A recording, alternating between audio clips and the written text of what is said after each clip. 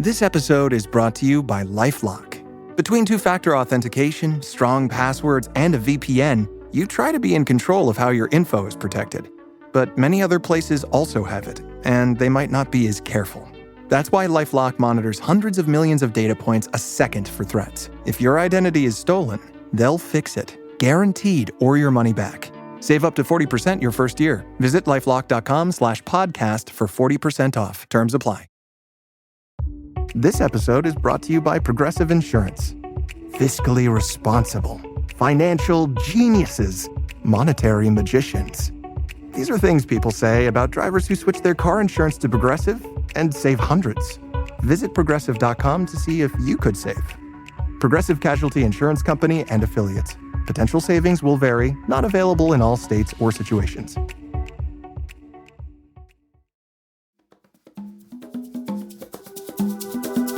Today on CityCast Denver, all eyes are on Colorado after a targeted violent attack on demonstrators gathering on Boulder's Pearl Street Mall on Sunday. 8 people who were calling for the release of Israeli hostages were injured, and the suspect is in jail. Producer Paul Caroli and I sat down to talk about what happened and what's next. Today is Tuesday, June 3rd. I'm Bree Davies, and here's what Denver's talking about.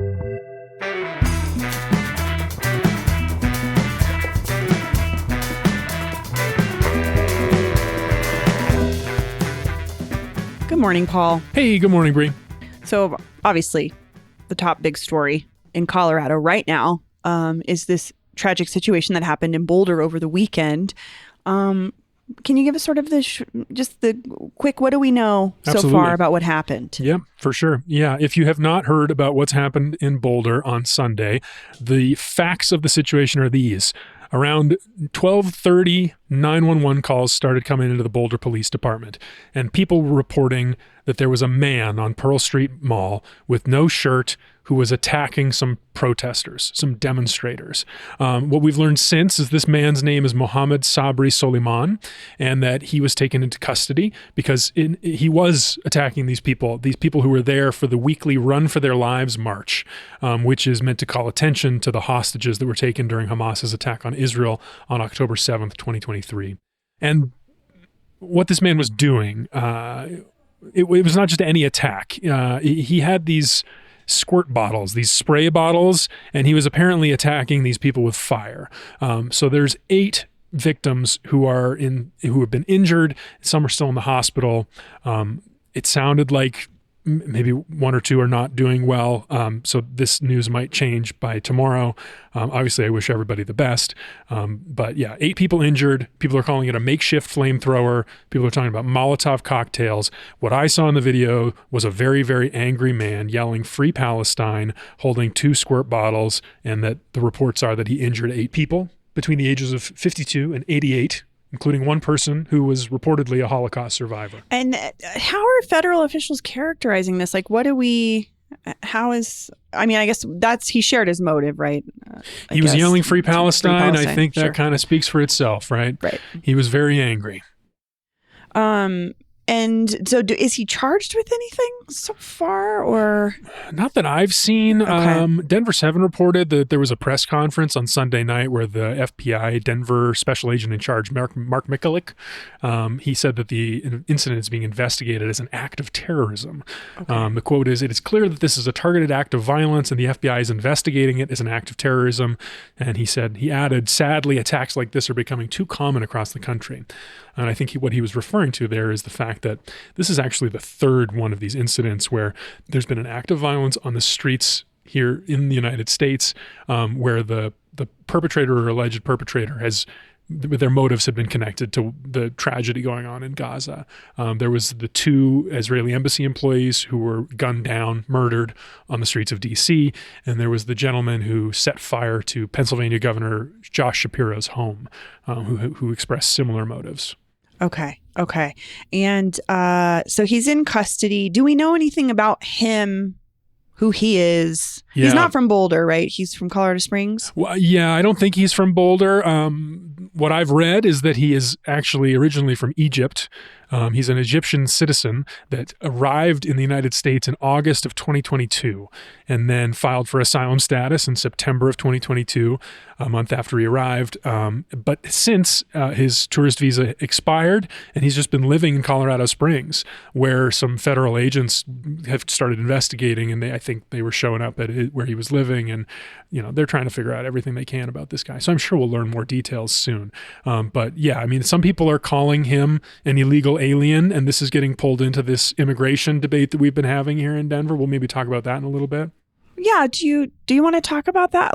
So we know the situation at hand right now. We're still waiting to find out more information, but several leaders across the state have made statements about the attack. And you were just referencing one from Aurora City Council person Daniel Jurinsky. Yeah, I thought this was the most interesting statement that I saw from a local official. People are going to know her because she probably more than anyone else in the Denver metro area made the Tren de Aragua Venezuelan gang narrative into a national story, basically drawing Trump here to Denver, the Denver metro, where he announced Operation Aurora, his crackdown on illegal immigration, what he says is illegal immigration.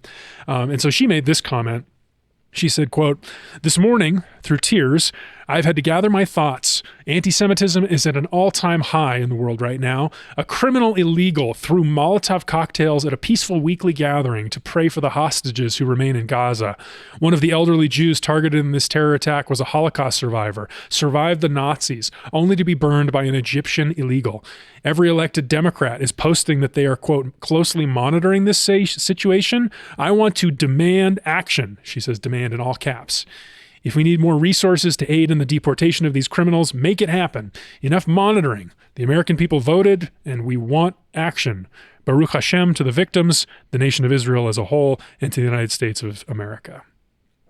Yeah, and then she also comments on the general crime issue in the Denver metro as she sees it, how shame at Jared Polis, it continues to become harder and harder to own a gun to be able to protect yourselves. And Colorado was just ranked this morning as the second most dangerous state in the country. And so she's kind of tying this into a lot of the talking points we've heard from the conservative minority of the Denver metro over the last probably 18 months. Yeah. Did we even see a statement from the governor? Maybe not. I saw that he was working with law enforcement and getting more information. Let's check and see what he said. Here we are. Governor Polis condemns act of terror in Boulder. This is on Sunday. He says, "My thoughts go out to the people who have been injured by this heinous and targeted act on the Jewish community. Boulder is strong. We have overcome tragedies together, and we'll get through this together as a community. I've spoken with Boulder Mayor Brockett. My administration is working closely with local and federal law enforcement. I thank the first responders. As the Jewish community reels from the recent anti-Semitic murders in Washington, D.C., it is unfathomable that the community is facing another anti-Semitic attack here in Boulder on the eve of a holiday. I condemn hate. Okay. I condemn this act of terror." He's not saying he's monitoring this situation for more. I didn't see any comments like that from Democrats or anyone else, for the record. Yeah. Not that they don't exist. I just didn't see them, and I did a sweep. Yeah, we were kind of talking about this off mic. It's tough sometimes to find these statements because we've decentralized so much social media that we don't know where they are. But I'm sure there's plenty more statements out there from leadership across the state. I think the consensus from everybody, I mean, it's a tragedy. Yeah. It's a tragedy that people were hurt. And that this man was very angry. I think it's a tragedy.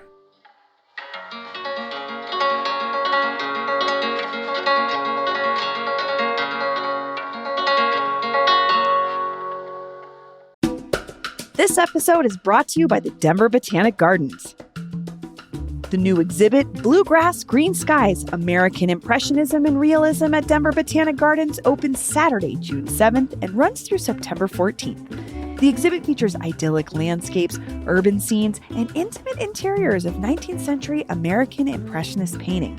The exhibit features artists like Mary Cassatt, Child Hassam, and William Wendt. Also, perfect time of the year. It's not too hot yet. Go check it out. Do a little air-conditioned wander through this gorgeous gallery. Step outside, look at some beautiful flowers, take in the landscape, forget you're in the middle of the city. Hello. Wander back in, and spend a lot of money in the gift shop like I'll be doing. Also, I love their cafe. Offshoots, delicious food. I'm going to spend all day there. Find out more and get your tickets today at botanicgardens.org. That's botanicgardens.org. This episode is brought to you by MultiPass. Proudly based in Denver and deeply rooted in the local event and creative scene, this ticketing platform was created by people who know events. From concerts and comedy shows to movie nights with goats and late night dance parties, you can find so much cool stuff to do across Denver thanks to MultiPass. And this isn't just like a place online to buy tickets. MultiPass has a unique community chat feature that opens up once you RSVP to an event. So that means you can connect directly with others going to that event and make new friends around a shared interest. How cool is that? And if you're someone who's putting on an awesome event, listen, MultiPass is just built different. They offer same-day payouts and revenue-sharing tools built in, which automatically splits ticket revenue between producers, performers, and promoters. MultiPass is designed to help everyone in the event ecosystem win. Learn more at multipass.com. That's multipass.com.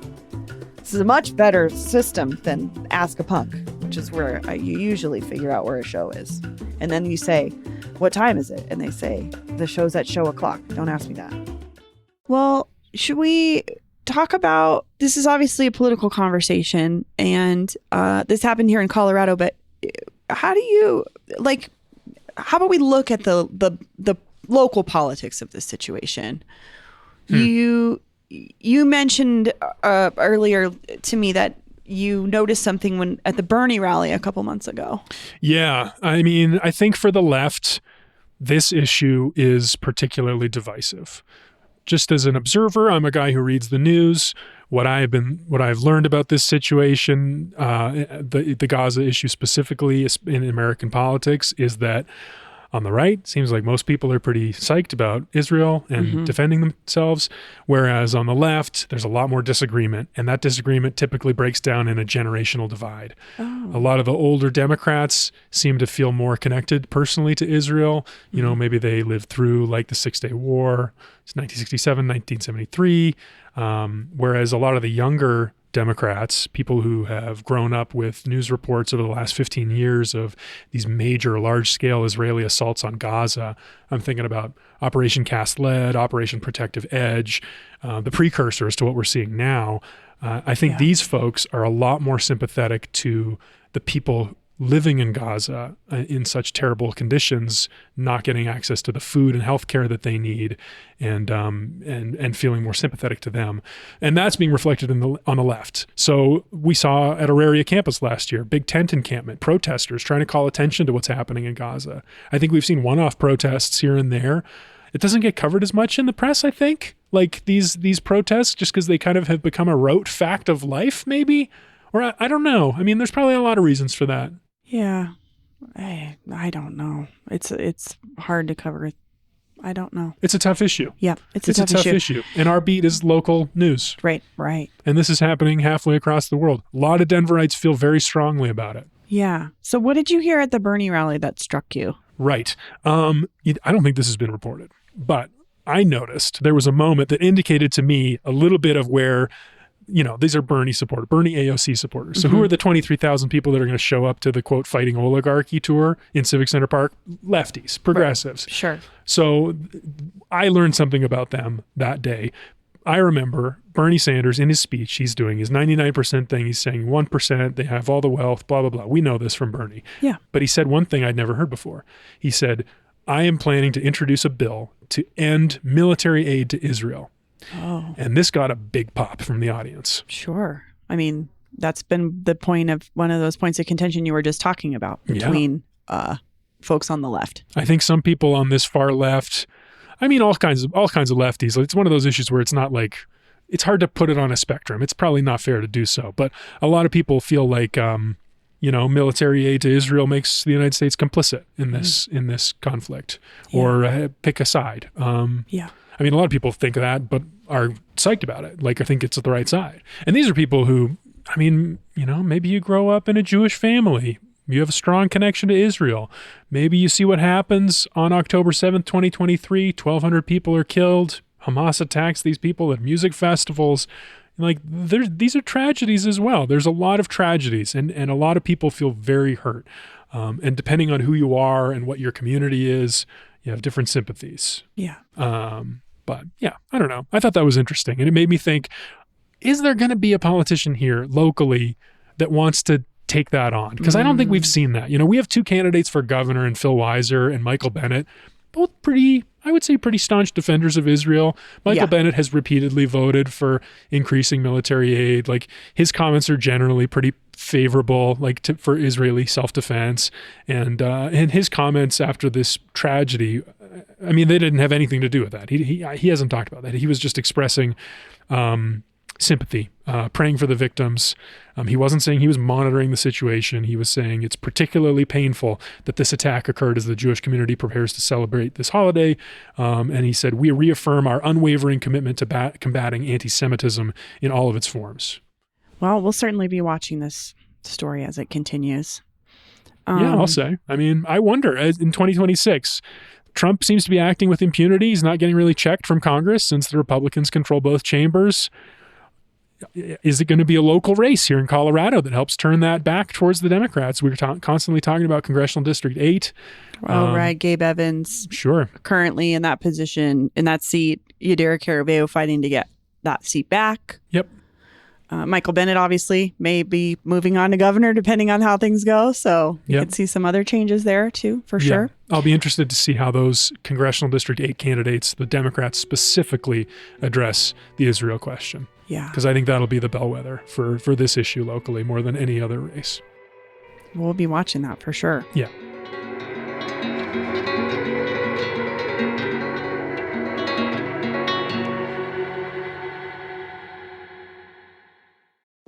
I'm Cindy Lauper with fellow Cosentix advocate, Chef Michelle Bernstein. We'll share our experiences with plaque psoriasis, with psoriatic arthritis, and Dr. Panica will talk about the possible connection. Cosentix secukinumab is prescribed for adults with moderate to severe plaque psoriasis 300 milligram dose and adults with active psoriatic arthritis 150 milligram dose. Don't use if you're allergic to Cosentix. Before starting, get checked for tuberculosis. An increased risk of infections and lowered ability to fight them may occur, like tuberculosis or other serious bacterial, fungal, or viral infections. Some are fatal.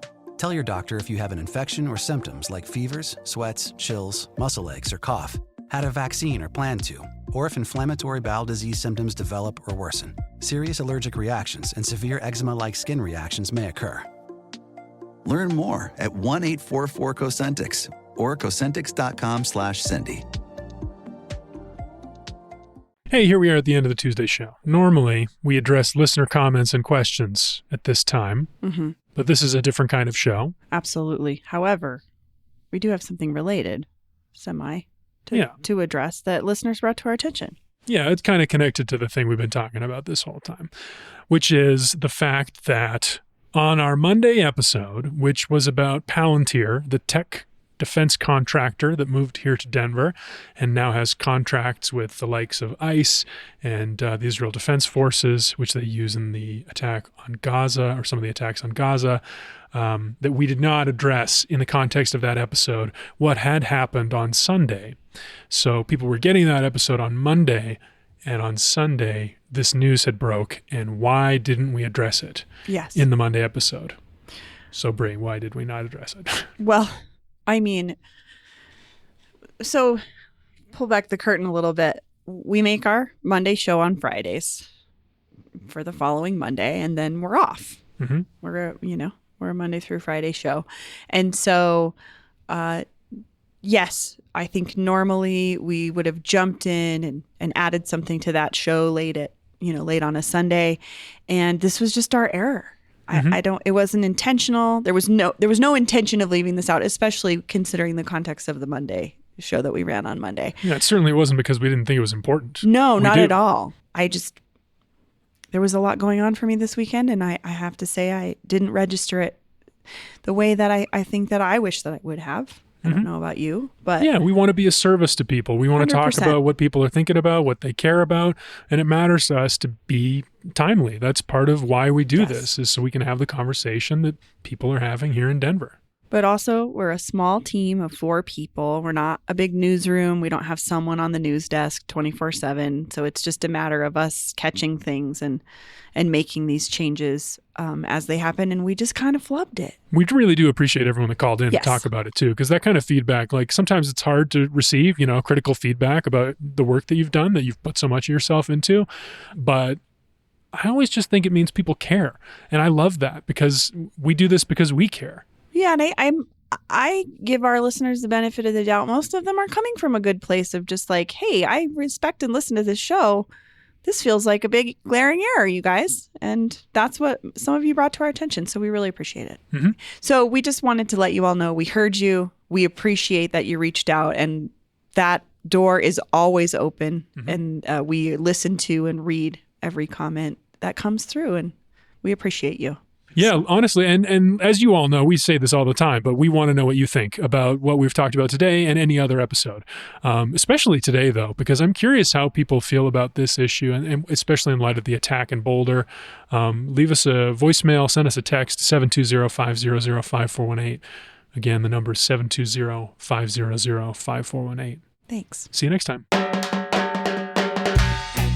That's all for today here on CityCast Denver. If you enjoyed this show, why not take a minute to tell your neighbor about us? Rate the show wherever you get your podcasts, and subscribe to our morning newsletter and learn more about us at denver.citycast.fm. We'll be back tomorrow morning with more news from around the city. Bye-bye.